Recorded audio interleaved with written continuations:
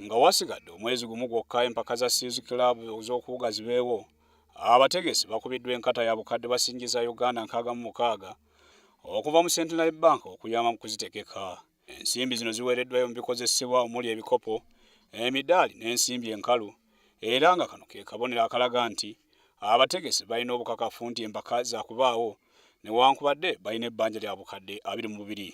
Ssentebe wa kilabu ya Seals Terifo Sserunjojo agambye nti empaka za kubaawo wakati wa 6 ne 10 omwezi ogw'omusanvu, era nga Kenya, South Africa ne Zambia ge mawanga ge batunuulidde okuvuganya nago.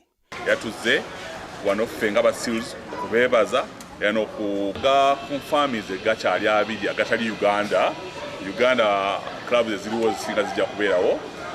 Tulina ababuuzi abava South Africa. South Africa yensi esinga okuwuga mu Africa, naye kakati katwogera yeyina omuwuzi asinga okuwuga mu nsi yonna. Ng'ogyeko kilabu zaako ne zitali zimu ezijja okuvuganya mu mpaka zino, bo abategesi aba Seals bakuweereza abawuzi 75 nga baluubirira okufuna emidaali egya zaabu. Bonna tujja kubateeka mu gurupu ez'enjawulo mu myaka, naye of course abawala bawuga bokka n'abalenzi bawuga bokka, naye nga gurupu zijja kutandika ku myaka gya 12 n'okudda wansi, netubeera emyaka 13 ne 14, 15 ne 16 n'abakulu bwe tuyita open.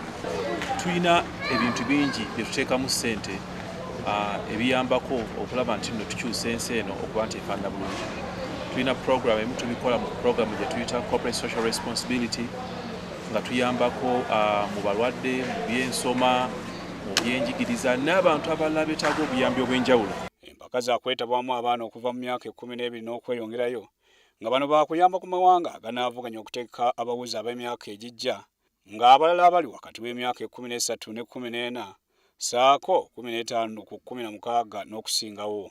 Sserunjojo asinyizza ku ky'okuzimba ekidiba ekya mita 5 gye bujjako ng'entegeka ya Seals, era nga ye kilabu eneeba esookedde ddala okuzimba ekidiba ekiri ku mutindo gw'ensi yonna.